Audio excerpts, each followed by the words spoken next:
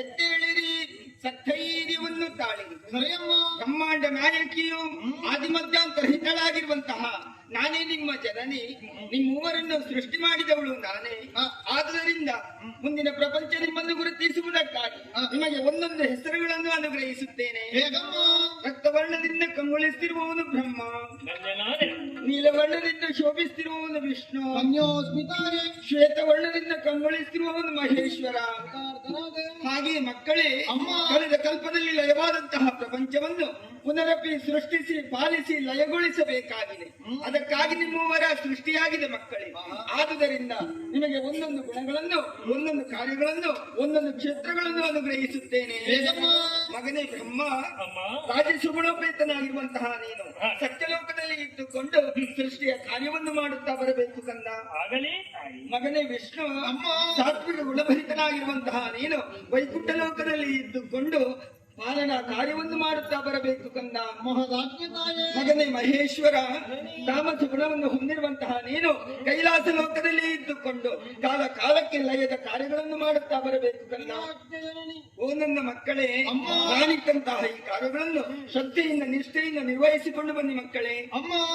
ಕಾಯಕವೇ ಸಗುವಲ್ಲಿ ಕಷ್ಟ ಬಂದರೆ ಏನು ಮಾಡಬೇಕಮ್ಮ? ಕಷ್ಟ ಬಂದಾಗ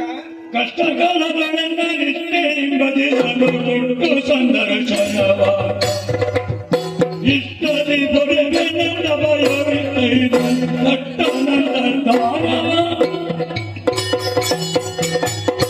ಓ ನನ್ನ ಮಕ್ಕಳೇ, ನಾನಿತ್ತಂತಹ ಈ ಕಾರ್ಯಗಳಲ್ಲಿ ನಿಮ್ಮ ಪಾಲಿಗೆ ಎಲ್ಲಿಯಾದ್ರೂ ತೊಡಕುಂಟಾಯಿತು ಎಂದಾದರೆ ಚಿಂತಿಸಬೇಕಾದಂತಹ ಅಗತ್ಯ ಇಲ್ಲ ಮಕ್ಕಳೇ. ಶ್ರದ್ಧೆಯಿಂದ ಭಕ್ತಿಯಿಂದ ಏಕ ಮನಸ್ಸಿನಿಂದ ನನ್ನನ್ನು ಪ್ರಾರ್ಥಿಸಿಕೊಳ್ಳಿ. ಪ್ರತ್ಯಕ್ಷವಾಗಿ ಪರೋಕ್ಷವಾಗಿ ನಿಮಗೆ ಬಂದಂತಹ ಕಷ್ಟಗಳನ್ನು ನಾನೇ ದೂರೀಕರಿಸ್ತೇನೆ. ನಿಮಗೆಲ್ಲರಿಗೂ ಶುಭವಾಗಲಿ. ಅದೃಶ್ಯಳಾಗುತ್ತೇನೆ, ಅದೃಶ್ಯಳಾಗುತ್ತೇನೆ, ಅದೃಶ್ಯಳಾಗುತ್ತೇನೆ.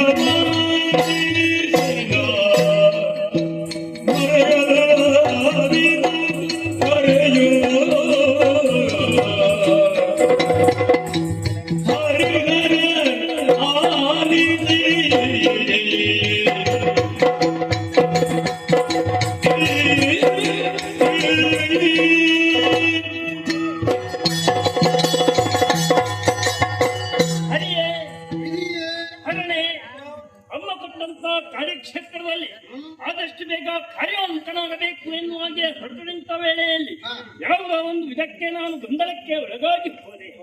ಕಾರಣ ಏನೂ ಅಲ್ಲ, ನಮ್ಮ ಮೂಲೊಳಗೆ ಓರ್ವ ನಾಯಕನಿದ್ದರೆ ಏನು ಎನ್ನುವಂತಹ ಒಂದು ಉದ್ದೇಶ ನನ್ನ ಹೃದಯದಲ್ಲಿ ಆವರಿಸಿತು. ಖಂಡಿತ ನಾವು ಬೆಳೆದಂತೆ ನಮ್ಮಲ್ಲಿ ವೈಷಮ್ಯಗಳ ಭಿನ್ನಾಭಿಪ್ರಾಯಗಳು ಬರುತ್ತದೆ ಎನ್ನುವುದಲ್ಲ. ಒಂದು ವೇಳೆ ಬಂದರೆ ಪರಿಹರಿಸಿಕೊಳ್ಳುವುದಕ್ಕೆ ಅಮ್ಮನಲ್ಲಿ ಹೇಳಿಕೊಳ್ಳುವುದಕ್ಕಿಂತ ಮುಂಚೆ ನಮ್ಮಲ್ಲಿಯೇ ನಾವು ಪರಿಹರಿಸಿಕೊಳ್ಳಬಹುದಲ್ಲ ಎನ್ನುವ